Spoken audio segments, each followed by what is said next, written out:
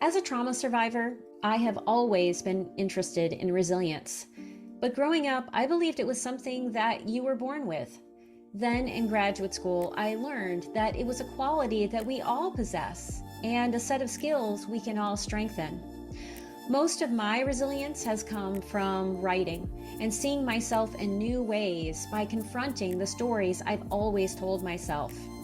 The more I did that, the stronger I became, and I've dedicated my life to helping others do this work.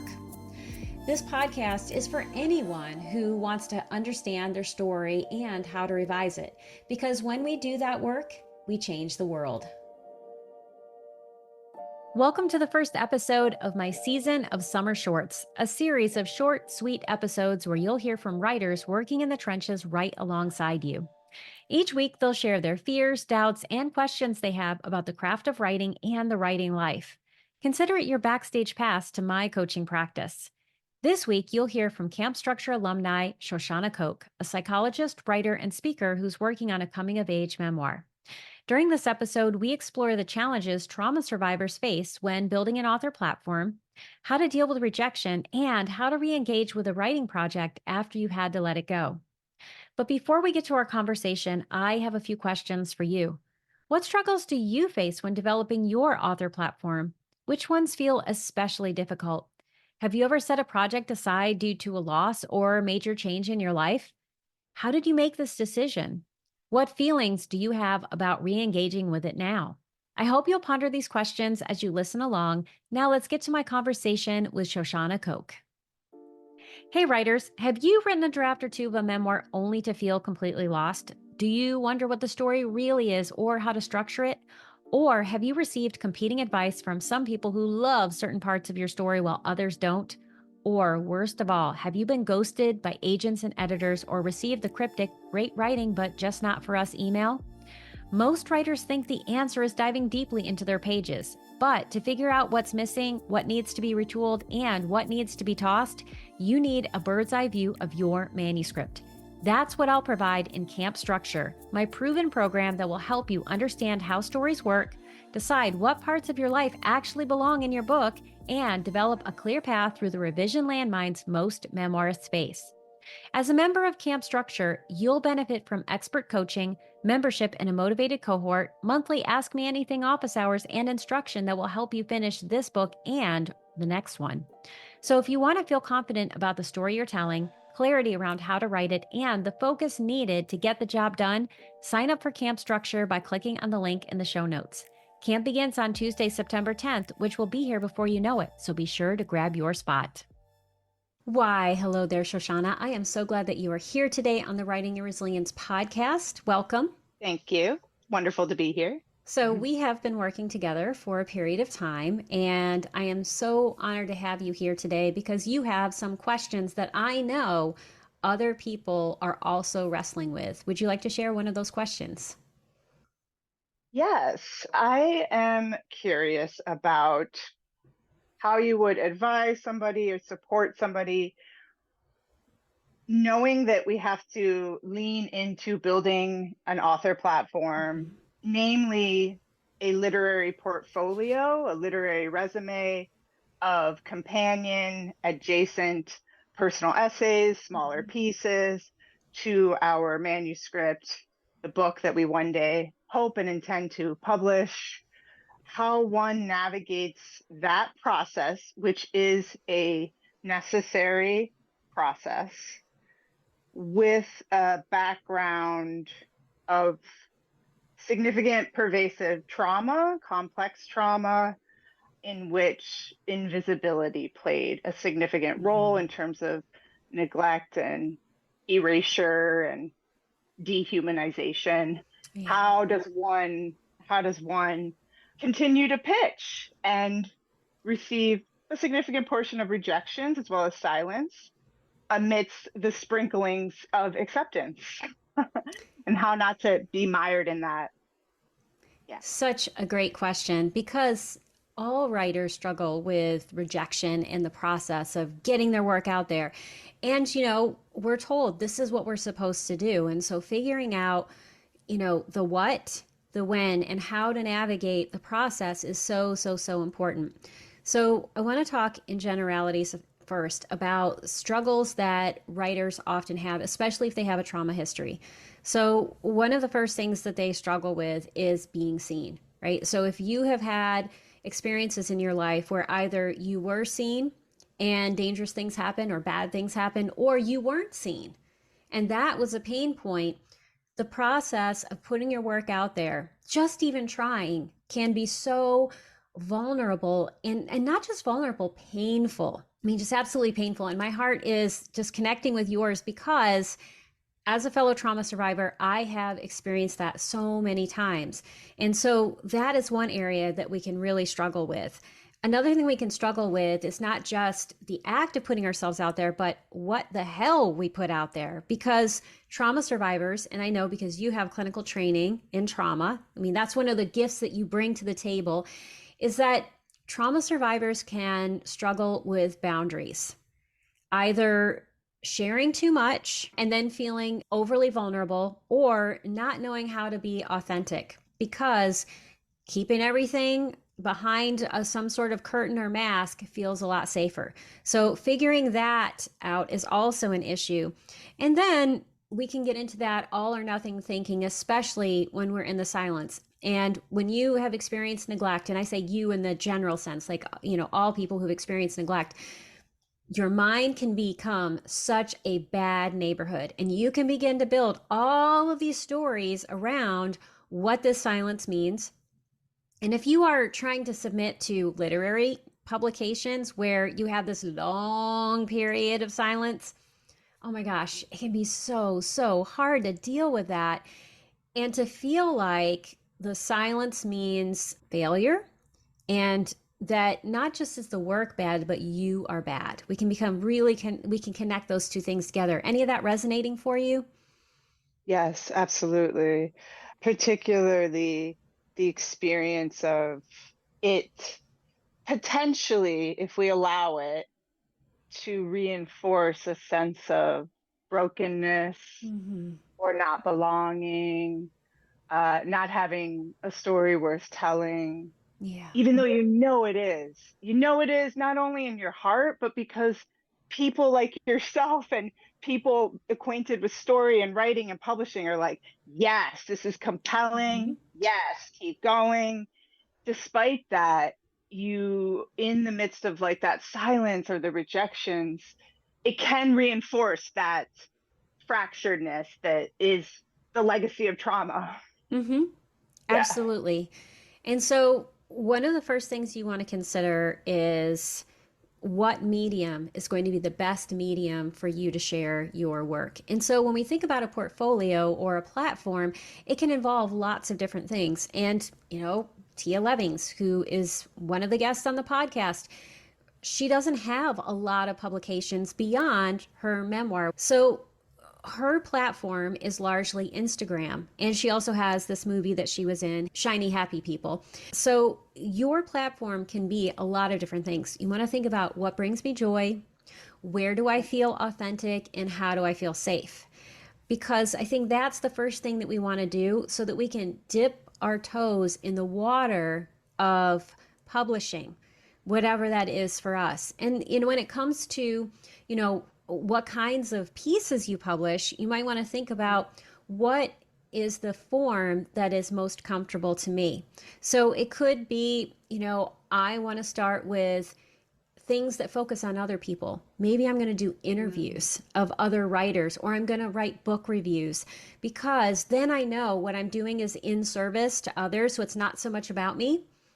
And Mm-hmm. that can be a safe way to begin to develop the tolerance for the discomfort. Maybe op-eds, if you, especially if something feels fully cooked for you and there's a little bit of anger there, you can Mm-hmm. use that anger to motivate yourself.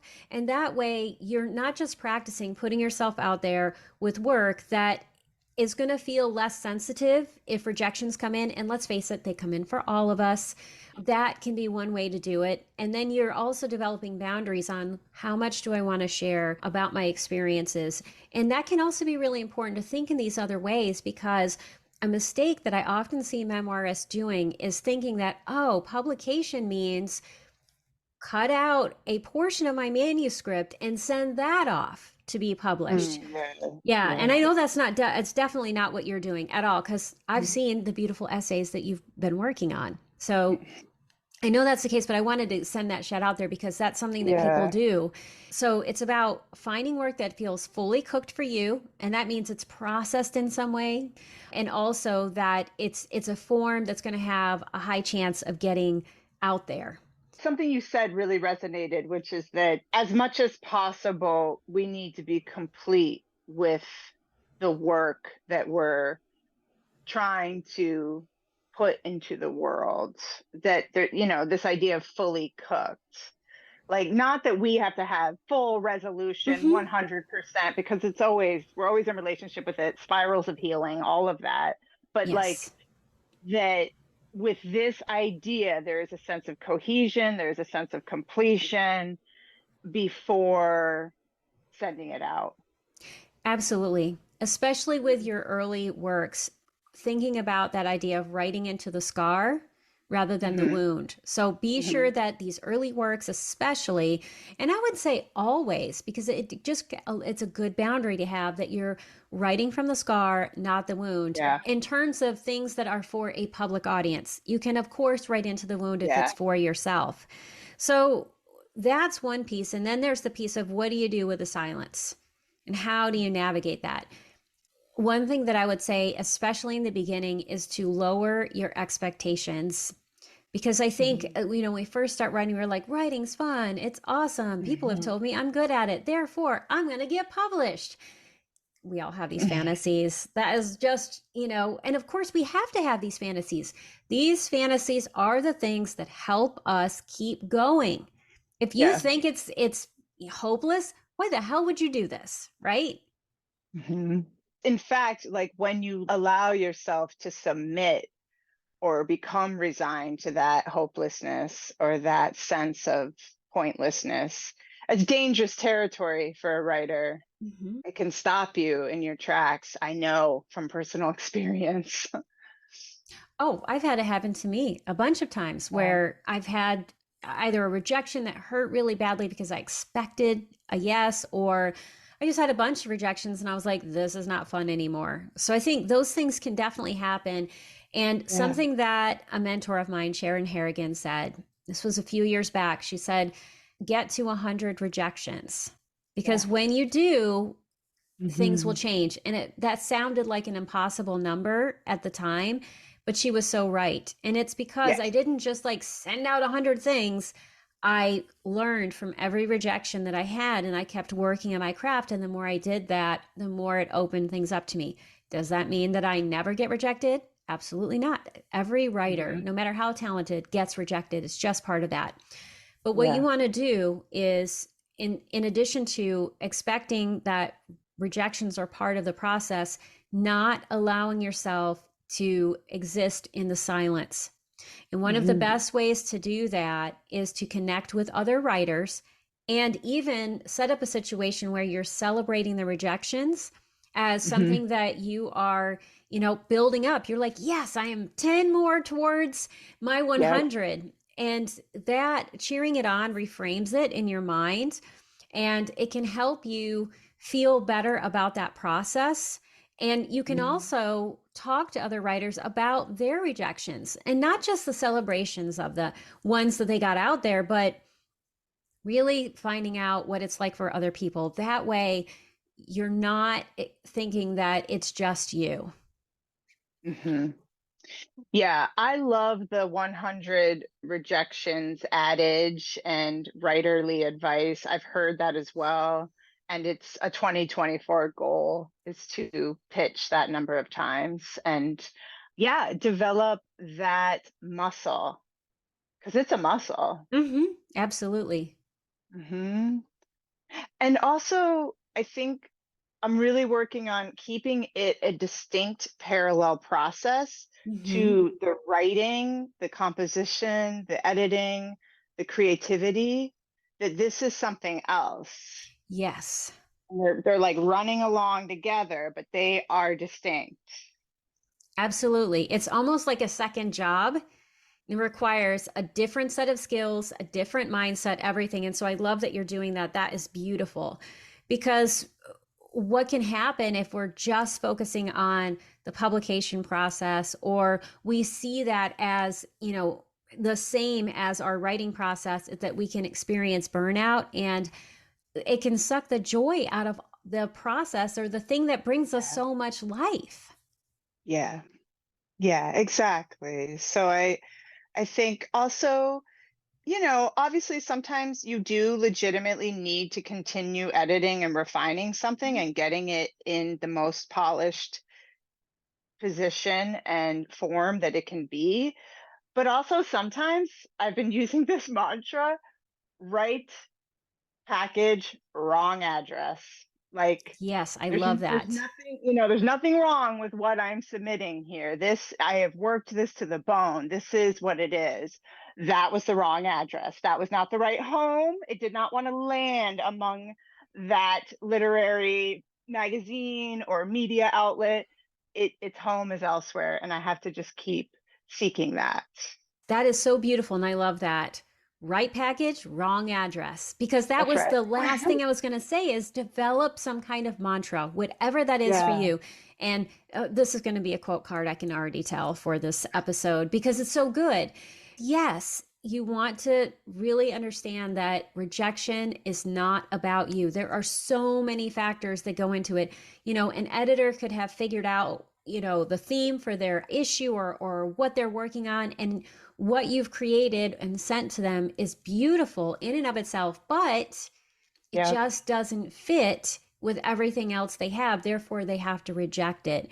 And it's a Yes. kindness, especially if they don't publish that often, because then you can get your work out somewhere else, possibly faster. So, all of those Yeah. things are great strategies to use and to hold on to.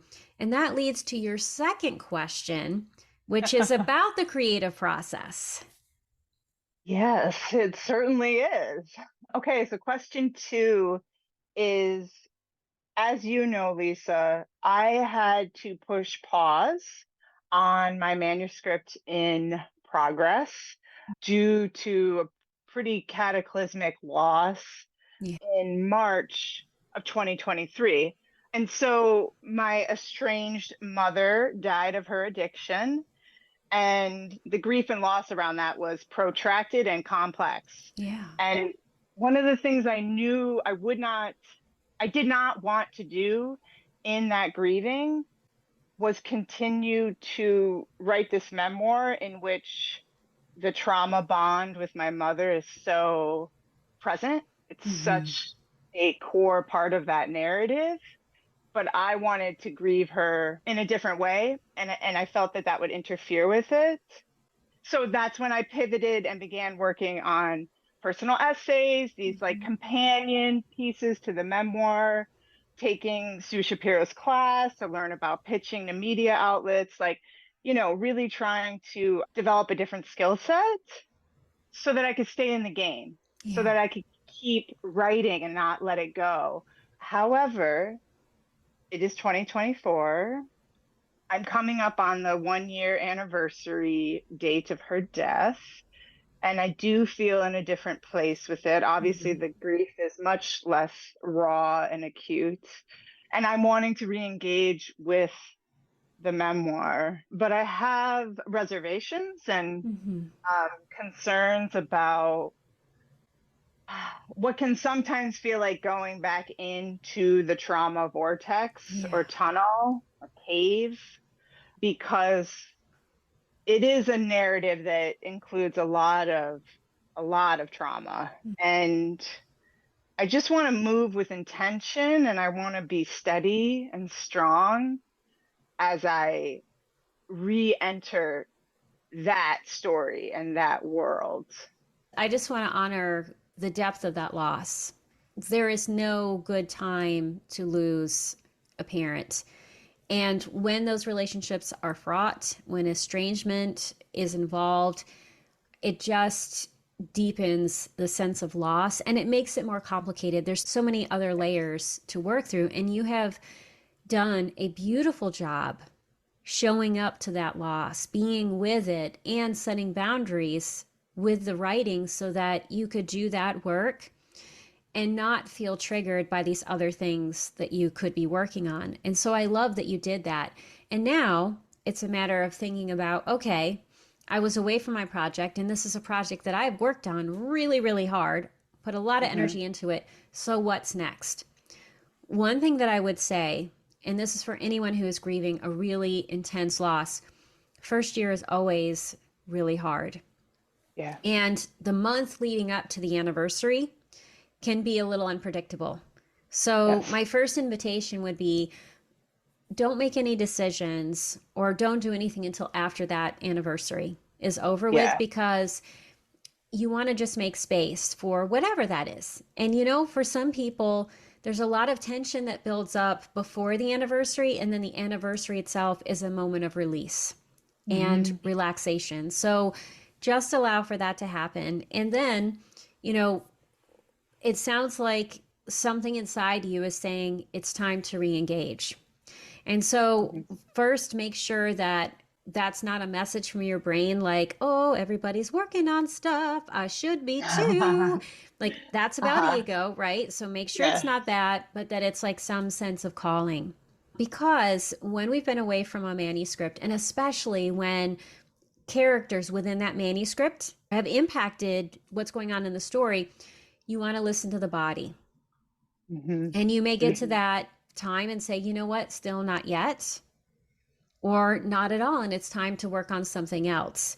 And honor whatever that is. And that if you say like not yet, or even not at all, and that not at all can change, honor the fact that that is your wise self telling you that there's something else to work on. It is not a shutting of the door, it is an opening of the window. You just aren't sure what's there yet. So Yeah. be sure that it actually is the time. And then if it is the time, if you have that body knowing, and that body wisdom knowing sense about it is usually a relaxation of the muscles, an exhale. There's usually a lack of tension involved. Tension or justification is a sign that Mm. you're not ready. So after you've decided, yes, it's time, the first thing you want to do is ask yourself, has the story I want to tell fundamentally changed?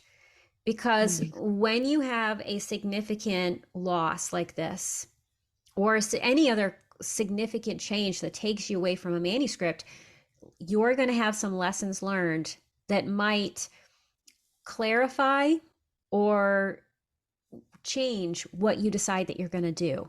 So give yourself permission to shift the narrative if that's what needs to happen. You can stay with the same story, but you don't have to stay with the same story. And in either way, do some journaling before you dive in and say, what have I learned?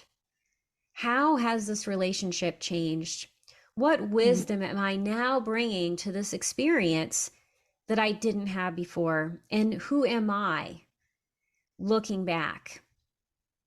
Mhm. Because that person is different. Yeah, well, I mean, just from a craft point of view, something that we spoke about was how my capacity to render her character, who's a primary character, with more tenderness Mm-hmm. is much stronger now because I'm free of that rage and Yeah.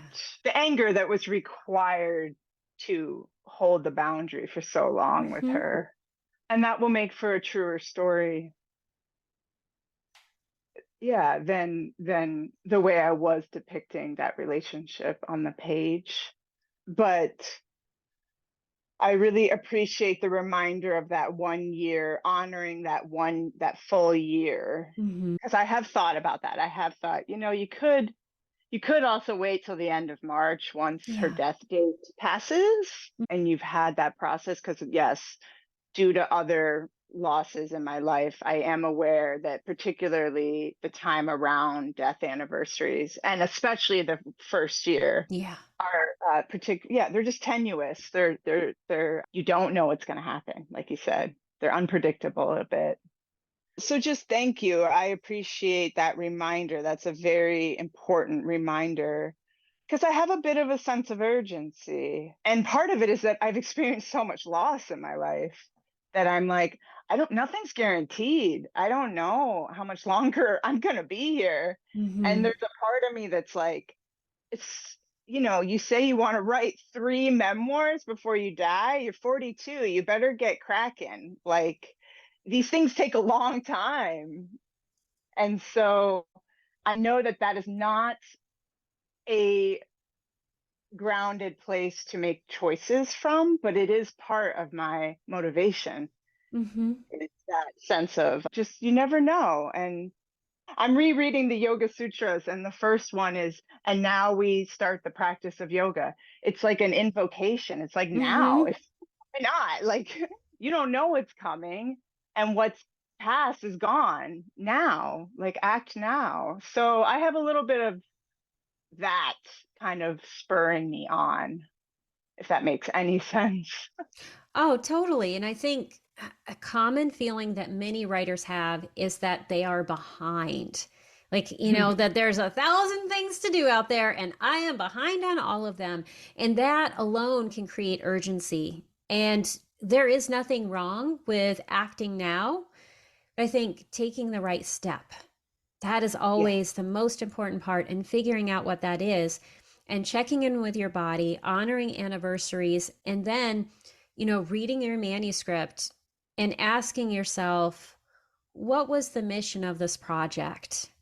Was the mission to Mhm. heal me? Was the mission to serve others in some way? Has that Yeah. mission changed? And looking at that, and then you can begin to look at the craft of the writing, the perspective you're taking when you're examining this, the question that you're answering, because sometimes the question that drives our first few drafts, which is usually what happened to me, changes Mhm. to something else. And a loss can clarify that, or it can make it fuzzy for a while. And either Mhm. one is right. But just to begin to say, what is the question? How does this serve me in terms of working on this more? And I think that's really important. And I think in your case, because I know your manuscript, there might be some very profound opportunities to shift things inside yourself by working on this more. But I know other people who they've been working on something where there's a lot of high trauma, a lot Mhm. of, and when I'm talking about high trauma, I'm talking about writing about situations that when you are working on them, they are activating your nervous system in some way. Right. Oh And God, so, yeah. oh, It's the worst. I'm it like, is. we've talked about this. Like, first draft of my memoir, I developed migraines. I got, oh my God, what is it? Shingles the day after I submitted the full manuscript to my mentor. I mean, it's like insane the amount of somatic presentation of the trauma and the ways your whole system can get hijacked by writing those memories. It's, Absolutely. Yeah. yeah. So, what I would tell anyone is you do not have to keep reliving that experience or those experiences, especially if you don't have a new way to frame them. Because when you're Sure. framing them in the same, this is what happened to me way, even if you're trying to make it more beautiful and you're trying to learn the craft of writing, what you're actually teaching your nervous system is to be activated and to stay Sure. in that state of hypervigilance and to Yeah. reinforce the trauma and the pain. And that is not of service to you, and it's not of service to others. So we Yeah. are out of time. There is 1,000 Okay. things we could talk about with this Yeah. because it is such wonderful, rich material. What is the last Yeah. thing that you would like to say? Yeah. Well, just that I think a lot of it too is connecting to Dharma, that it's about this is part of what I'm here to do Yeah. for others. This is a huge Mm-hmm. way that I can be of service to humanity. And that the more I connect to that Yes. like higher purpose of the project, of my own creative expression, the more easeful the whole process becomes for me. The sense of urgency even slips away. There's like, I have all the time in the world when I come from that place. Um, Absolutely. so I just have to keep remembering that. Yeah. You Yeah. do have all the time in the world. And if you listen to some of the episodes that have already aired, you Mhm. will hear over and over again, especially an episode that is coming to my mind right now is Melanie Brooks' episode. The number of times she was rejected, the number of years she had to wait was Mhm. absolutely just mind blowing, given her talent and the beauty of her story. But that by waiting, the right moment came about and her work got published. So, and that will Yeah. happen for you. Well, thank you so Yes. much for being on the Thank podcast. you. A deep bow. A deep bow right back at you. It was so wonderful to have you here. Are you a writer who struggles with doubts? Do you wonder if your stories are good enough? Do you wish you had some simple tricks that would make the writing life just a little bit easier? Become part of my Writing and Resilience community by signing up for my newsletter. As a thank you, you'll receive a free copy of Write More, Fret Less, 5 brain hacks that will supercharge your productivity, creativity, and confidence. The link is in the show notes. That's it for today's episode. Before you leave, I would love your help spreading the word about this podcast. You can do this in a few very simple ways. Click on the subscribe button in the upper right-hand corner, then leave a 5-star review.